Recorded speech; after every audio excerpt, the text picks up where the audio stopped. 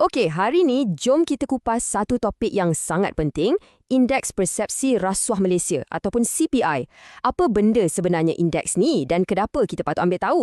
Sebab ia bukan sekadar pasal nombor, tapi ia menyentuh tentang asas kepercayaan kita sebagai sebuah negara. Segalanya bermula dengan satu nombor, 50. Inilah skor CPI Malaysia untuk tahun lepas. Angka yang sama macam tahun sebelumnya, yang bermaksud kita tak bergerak ke mana-mana, statik. Dari segi ranking dunia pula, skor 50 ni meletakkan kita di tangga ke-57 daripada 180 buah negara. Sama macam tahun sebelumnya. 2 tahun berturut-turut, kita berada di takuk yang sama. Ini yang buat kita tertanya-tanya kan, apa sebenarnya yang nombor ni ukur? Adakah ia semata-mata pasal sogok-menyogok? Jawapannya sebenarnya ia jauh lebih mendalam daripada tu. Okey, jom kita betulkan satu salah faham yang paling besar. Walaupun nama dia Indeks Persepsi Rasuah, skop dia sebenarnya jauh lebih luas. Sebab bila kita sebut je perkataan rasuah, apa yang terlintas di fikiran? Mesti duit bawah meja, sogokkan, kan? Tapi sebenarnya CPI ni melihat gambaran yang jauh lebih besar. Sebenarnya CPI ni lebih tepat kalau kita panggil dia penunjuk tata kelola atau good governance. Dia macam kad laporan kesihatan untuk sektor awam kita. Adakah servisnya telus, cekap, berkesan? Semua tu diambil kira. Dan skor 50 tu bukan datang dari satu sumber je tau. Ia adalah marka purata daripada 9 kaji selidik antarabangsa yang berbeza. Kiranya banyak pakar dari seluruh dunia yang bagi pandangan mereka. Antara sumbernya termasuklah penilaian daripada World Justice Project, World Economic Forum, Economist Intelligence Unit dan macam-macam lagi. Jadi nampak kan, skop dia memang luas, meliputi dari aspek undang-undang, ekonomi sehinggalah kecekapan perniagaan. Malah, ada yang berpendapat nama indeks ni patut ditukar kepada Indeks Tata Kelola Baik sebab apa yang dinilai tu memang jauh lebih daripada sekadar komitmen untuk lawan rasuah. Okey, sekarang kita dah faham sikit apa itu CPI, tapi kenapa ia penting sangat? Apa kaitannya dengan kita? Jom kita tengok impaknya dalam dunia sebenar. Mungkin anda tertanya, kenapa saya sebagai rakyat biasa kena ambil kisah pasal semua ni? Anda mungkin akan terkejut betapa rapat kaitannya dengan kehidupan seharian kita semua. Cuba kita bayangkan situasi ni. Ada satu syarikat kereta gergasi dari Jerman dan mereka tengah cari lokasi untuk buka kilang daru. Malaysia ada dalam senarai pendek mereka.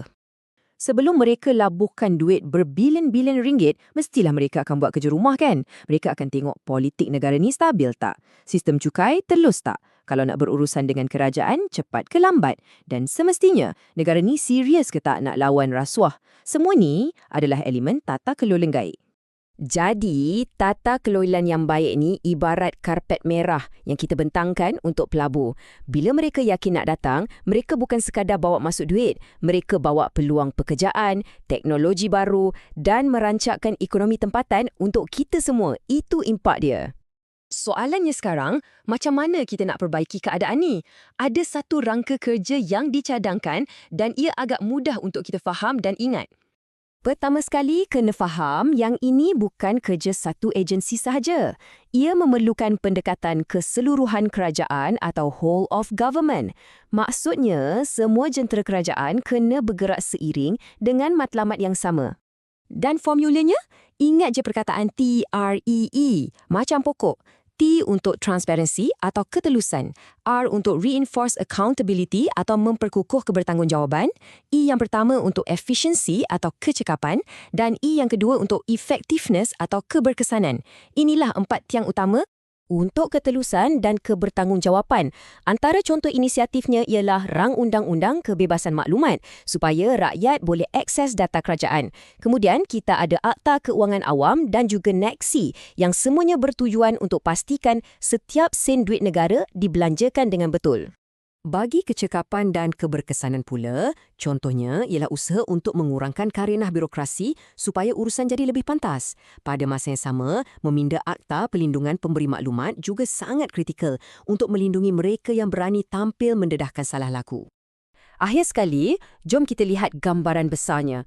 Semua usaha ni bukan hanya untuk kejar satu skor dalam ranking antarabangsa, ia sebenarnya sebahagian daripada satu agenda negara yang lebih besar.